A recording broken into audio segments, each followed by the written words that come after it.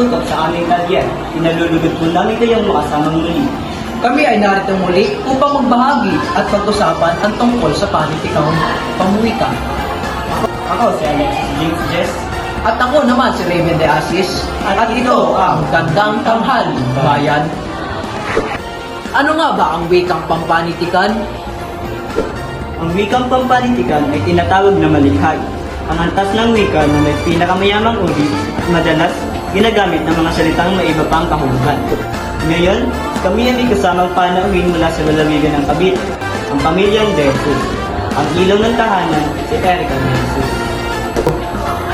Renzo de Jesus, ang haligi ng tahanan. At naririto ang kanilang mga supling na sina Atisha de Jesus, Ryan de Jesus, at Rian de Jesus. Magandang tanghali, pamilyang De Jesus. Kamusta naman po kayo? Handa na po ba kayo? Magandang tanghali rin. Ayos lamang po kami at kami handang-handa na. Kung ganon, umpisahan na natin. Naririto kayo upang sagutin ang inihanda namin ng mga katanungan at inyo namang ibabahagi ang inyong mga kasagutan. Unang katanungan bilang isang haligi ng tahanan, Ginoong Renzo, sa papaanong paraan ninyo po may papakita ang pagiging magandang ehemplo para sa inyong tatlong supling? Bilang isang haligi ng tahanan sa isang pamilya, ipapakita ko sa kanila kung paano lumaki na may magandang asal. Tinuturuan ko din sila kung paano maging matatag pagdating sa mga pagsubok at kung paano nila ito pupuksain. Maraming salamat sa iyong kasagutan, Ginoong haligi ng tahanan. Kay hanga-hanga ng iyong kasagutan, Ginoo. Sa katanungan naman sa kanilang ilaw ng tahanan na si Mrs. Erica. Bilang isang halimbawa ng buwaran at mabuting ilaw ng tahanan sa iyong mga supling, paano nakuha ng iyong mga anak ang iyong mabuting pag-aasa? Bilang isang mabuti at huwarang ilaw ng tahanan sa aking tatlong supling, tinuturuan ko sila kung paano magbigay galang sa kanilang mga ninuno at mga nakakatanda. Tinuturuan ko din sila kung paano mamahagi ng mga bagay na kung ano ang mayroon sila. Maraming salamat kay Gandang Ilaw ng Tahanan. Talagang marami kaming matututunan sa inyo. Ang susunod naman na tanong ay para sa unang anak ng ilaw at haligi ng tahanan. Sa iyo, paano mo mapapangalagaan at ipagtatanggol ang iyong nakakabatang kapatid na Nene?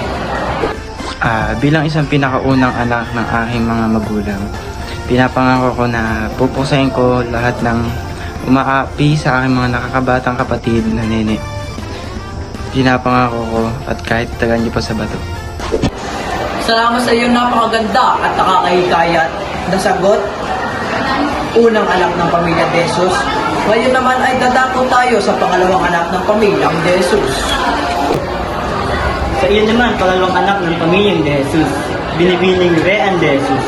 Paano mo mapapahalagahan ang ginagawa sa iyo at sa inyo ng mga magulang mo?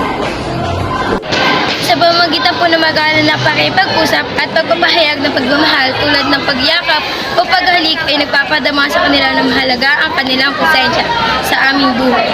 Gagawin ko ang lahat ng aking makakaya upang maging matagumpay at makita na ang mga sakripisyo nila ay hindi nasasayang. Mag-aaral ako ng maayos at para makahanap ng maayos na trabaho at makatulong sa kanila sa mga gastusin sa aming bahay.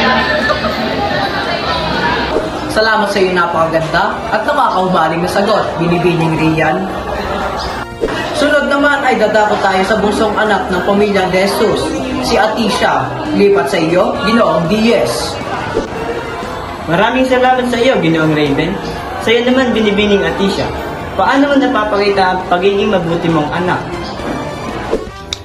Sa pagsunod sa kanilang mga utos at pagtulong sa mga gawaing bahay, ipinapakita ko na hindi ko sila kinukuha sa baliwala, lalo na kapag sila ay tumatanda. Kapag sila ay nangangailangan ng tulong, maging sa pisikal na kalusugan o sa emosyonal na aspeto, pinapakita ko ang pagmamalasakit sa pamamagitan ng pag-aalaga sa kanila. Salamat sa iyong napakabuti at magalang na sagot, binibining Rean. Ngayon, tayo ay dadako kung ano ang matututunan natin sa wikang pampanitikan. Lipat sa iyo, Ginoong Raven. Salamat sa iyo, Ginoong Diez. Ginoong Renzo, ano nga ba ang pampanitikang wika? Sa tingin ko, ang wikang pampanitikan ay isang masining na uri ng wika na ginagamit sa panitikan tulad ng tula at nobela.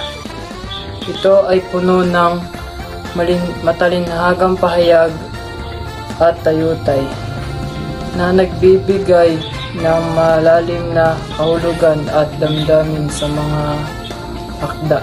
Ginagamit ito upang magpahayag ng mga ideya at emosyon sa masining na paraan.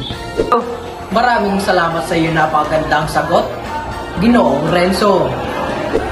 Maraming salamat sa inyong lahat, Pamilya de Jesus. Maraming salamat din sa inyong paglahok sa aming programa. Magandang tanghali sa inyong lahat. Muli, ako si Alex James Jess. At ako naman po si Raven De Hasis. At ito ang Gandang Tanghali Bayan.